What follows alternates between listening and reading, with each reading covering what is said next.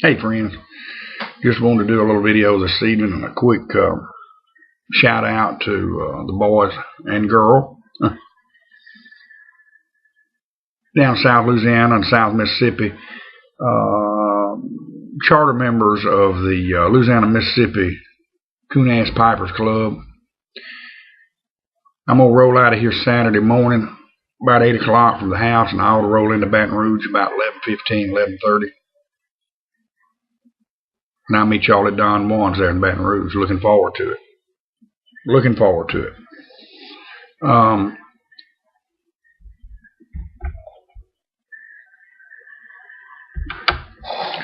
It's great to be a part of this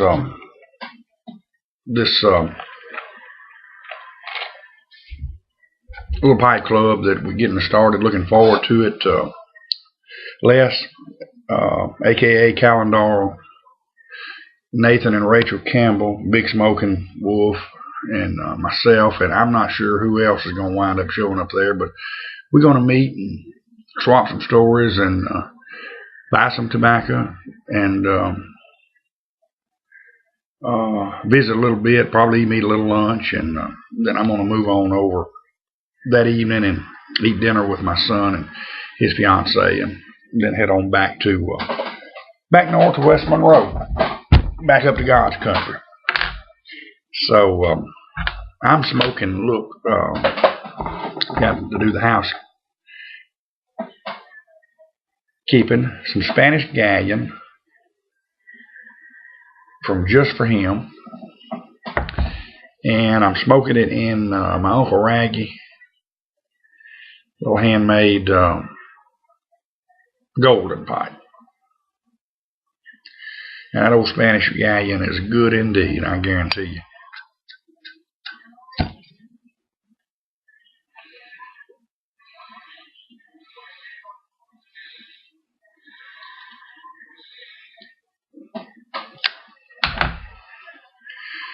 You can get it at Just For Him there in Springfield. But I'll let you in on a little secret. It's also Lane Limited BCA, which is sold I know at pipesandcigars.com and smokingpipes.com. So it's listed as Lane Limited BCA, and it's good. It's a good old, just a good black Cavendish type tobacco that I would recommend to my friends for sure. And well, look at that big old piece of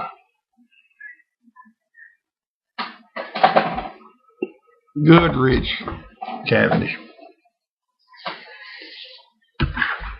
Using my Nathan Campbell bullet tamper. But yeah, looking forward to meeting you guys and the girl down there, and looking forward to, I've never been to Don Juan's. I get a lot of stuff. Y'all know I smoke a bunch of stuff that comes from the New Orleans location, which I understand are same name, but now they've been split off and owned by different people. I smoke the Houdat, Uptown Opulence on a regular basis. Those two, Houdat, Uptown Opulence. The latest Pistachio, and of course I've got some of their buttered rum on hand. I'm a little burnt out on buttered rum type stuff, but I've got theirs on hand. And of course Creme Brulee is a great one from there. So I'm interested to see some of the blends that they carry in the Baton Rouge location. I know Havana Honey comes highly recommended from Nathan, and so I'm looking forward to trying some of that. I don't know which pipe I'm going to bring, guys. I'm probably going to bring a couple. And I'm going to try to bring, I'm running low on some of my MA stuff, but I'm going to try to bring 2 or 3 where y'all can sample a bowl of it, at least kind of get an idea of some of the stuff that MA's carries up there. And maybe one meeting, I don't know how, and that's something we're going to discuss, how often we meet, every quarter or, whatever. We're going to talk about that. They'll decide when we get down there, but I've heard mentioned that we may move it around some. Monroe really doesn't have a place, doesn't have a tobacco lounge per se. Of course, we're certainly welcome to come here. That's great. But there's several ideas. Jackson, Mississippi's got a nice place, Howland Tobacco, I think. But we could meet over, y'all could if y'all want to take a trip and just get out a day trip and go to run up to Shreveport, we could meet over to MA sometime. And one of the meetings, if y'all wanted to, he's got a little lounge in there, a place we could sit, and y'all could meet Buddy and Billy. And there's several little things to do around town there, some great restaurants. You could make a day of it, even if you wanted to spend the night, get a hotel and spend the night. It's not that bad on me. It's 90 miles. Some of y'all, you're looking at over 200, about 175, 80, 200 miles or further, but it's, you take Interstate 10 up to, I believe, 69, and this interstate all the way now, come up through Alexander.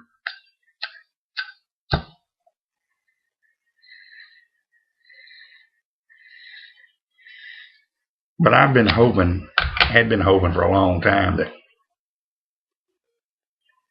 you see all these pipers meeting in different parts of the country. And I always said, boy, it'd be nice, if we could meet here and in this part of the world, and looks like we're going to be able to pull it off. So, God willing, everything come into place Saturday morning.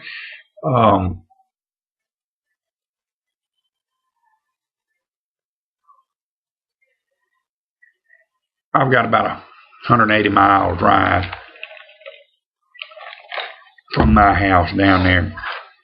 So like I say, it's 4-lane all the way now. Unless you get down, I guess they finished that work around St. Francisville, I don't know. Since our son's in New Orleans, I don't go that way as much anymore. I usually go to Vicksburg, cut south on 27, pick up 55 over there, come straight on into New Orleans. But now he comes home through via Baton Rouge. He just says it shaves about 30 minutes off, so he still travels that way. But I'm going to come down through Natchez, Vidalia, Natchez, and on into St. Francisville, and on into Baton Rouge. But it was 4-lane all the way, other than about a little 10-mile strip there at St. Francisville, so you can make good time. It used to be a 3.5, 4-hour drive, hard drive to come from Monroe to Baton Rouge because of all the little old towns. But now you can make 65 as the speed limit outside the town limits on the U.S. highway, so you can do pretty good. So all to roll in there in 3 hours anyway. So even with stopping and go. I done got to the age, especially if I leave here with a cup of coffee, I'm going to have to stop a couple of times,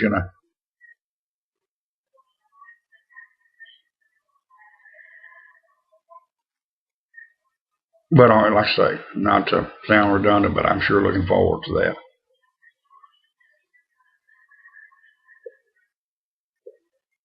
There's old Spanish galleon smoking good.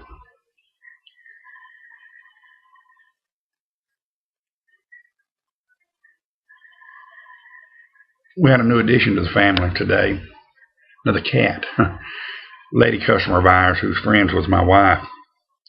Her daughter's moving and going away to school or something. Anyhow, they got a little male cat. He's been fixed. And he needed a home, and he's just about Cammy's age, our little calico cat. And his name is Cole. So we have Cole and Cammy now. And I brought him home this evening. And he wouldn't come out of his crate. He was scared. And Cammy, the female cat, she was being all misfriendly and everything, and she's sticking her head and got about halfway up in the crate, and she's nuzzling him and loving on him, but he won't come out. And so finally, I got him out. She's sniffing of him, and she's rubbing up against and purring. And I thought, man, they're going to take off. They're going to be good friends here. Look at this. Where she goes over and gets her a bite of food out of her bowl. He decides he wants a bite. He goes up. She arched that back, hissed and showed them teeth, swatted at him, and they've been at each other ever since. So we may have fur flying in here for a morning, I don't know.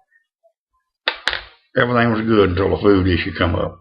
But he's got his own bow now. My wife stopped picking him up his own bow. So we'll see. We'll see. They'll get along good. But both of them were used to playmates. So I don't like a house full of cats, but they both have missed they missed their playmates that they had. They both came from a house that had 2 cats. So it'll be good for both of them. Cole is a black cat with a little white on him, and I don't know where he's at. He's hiding somewhere. She's laid up in the chair over there, but asleep.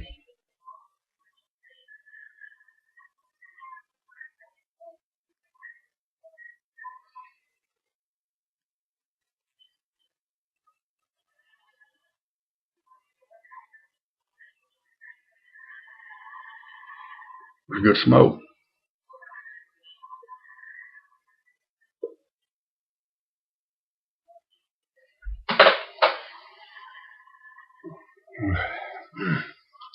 Real good. Well, I'm going to wrap this up, try to get this downloaded and get to bed. That alarm clock went off early this morning with Emily getting up. And brother, when I stayed up too late, I didn't get to bed till about 1:30 this morning. I can't do that. I got to start getting into bed and I sleep by about 11. I ain't going to make it tonight either, but we're working on it. Get this video downloaded. Y'all remember Landon, the introverted hermit, in your prayers. He's having heart surgery in the morning. Don't forget that. And again, looking forward to seeing y'all on Saturday. But I said we'll touch base with everybody before then.